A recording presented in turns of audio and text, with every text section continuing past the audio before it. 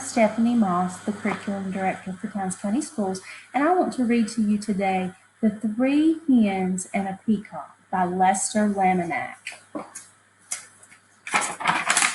This story takes place on the Tucker farm, and here's a picture of their farm.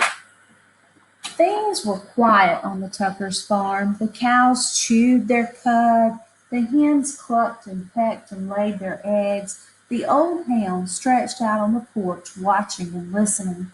Once in a while, someone would stop to buy tomatoes or corn, perhaps a quart of milk. Nothing unusual happened there until that peacock showed up. The cows and the hens and the old hound kept right on doing what they had always done, but the peacock had never lived on a farm. He had no idea what to do. So he spread his fancy feathers and set to shrieking. Eventually, the peacock wandered down the road. When cars whizzed by, he shook his feathers and cried out in his loudest voice. Of course, folks stopped for a closer look. Day after day, more folks stopped to admire the peacock, and they all bought tomatoes and corn, eggs and milk. Business on the Tucker's farm was booming. Everyone seemed happy to have visitors stopping by, but trouble was brewing in the hen house. The hens were squawking and clucking and flapping their wings. We do all the work around here. I'd like to see that peacock lay one single egg. Exactly. He just struts around screaming. I suppose fancy feathers are more important than laying eggs. That lazy peacock gets all the attention, and we do all the work. Look who's listening at the window. The little peacock is listening. The peacock had heard every word. For days he moped about, moaning and groaning.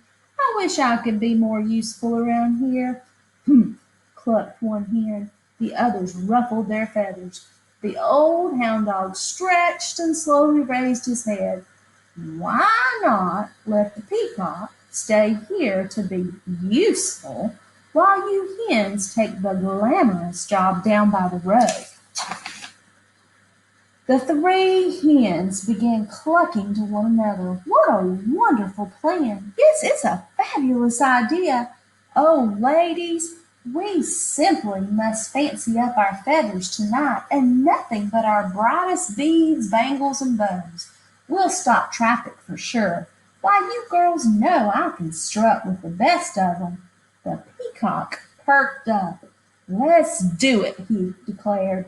Tomorrow I'll stay here, sit on a nest and cluck. And we'll get all gussied up, said the hens. We'll be so glamorous. At sunrise the next morning, the hens strutted down to the road. The peacock marched right to the hen house and poked his head inside.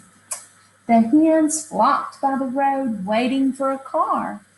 When they saw one approaching, they clucked and squawked and flapped their wings in a flurry of feathers, but every car whizzed right on by. The peacock sucked in his tummy and wiggled from left to right, trying to squeeze through the tiny hen house door. His front half was in, his back half was out. Down by the road, those hens tried every chicken trick they knew. Still, no cars would stop. Finally, the peacocks made it into the hen house. He held his breath and pushed with all his might, but no matter how hard he tried, he could not lay a single egg. Not one. The old hound stretched out on the porch, watching and listening. What's that peacock doing in the hen house? Asked Farmer Tucker. Who knows, said Mrs. Tucker. And what are those hens doing down by the road? Not a one of them is up here laying eggs. Well, the way things are going, we aren't likely to have another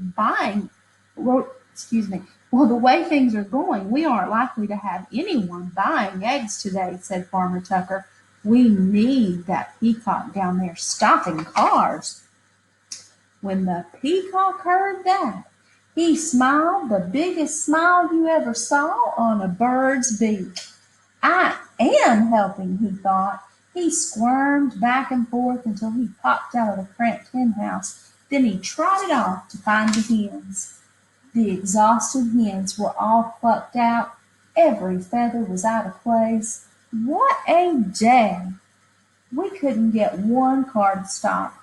It's true, most of them didn't even slow down. The peacock met the hens as they trudged up the road. I can tell you I'm no good at laying eggs, he said. I'm just not meant for it.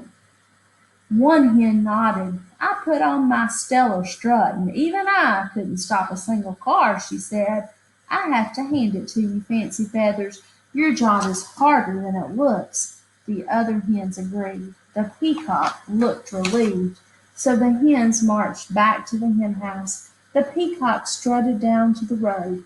The old hound stretched out on the porch, watching and listening, and things were quiet again on the Tuckers' farm.